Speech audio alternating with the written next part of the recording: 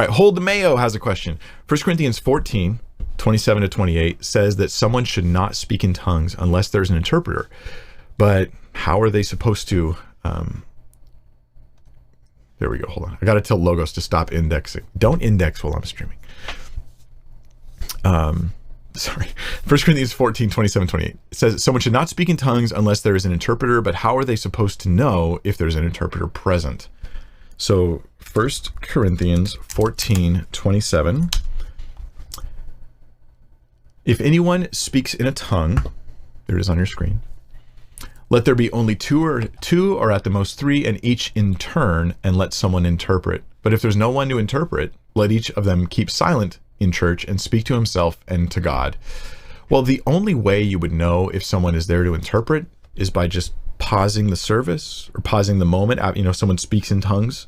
Obviously, Paul's not expecting them to speak in tongues for an hour straight. So they speak in tongues. There's like some sort of a brief message they give, and then you stop. Is anyone here to interpret? Maybe if they feel they have a lot to say in tongues, they would just have to stop partway through. I feel like I've got a lot to say, but you obviously can control yourself still. God doesn't take over your body, so you have no control over yourself. So you speak in tongues briefly, you stop.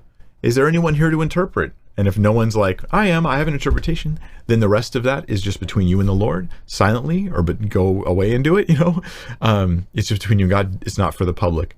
So the simple practical answer is you have to pause, ask, and then react to the situation.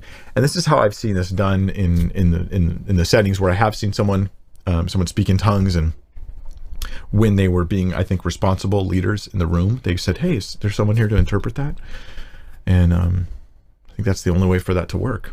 My 2 cents on it, for what it's worth.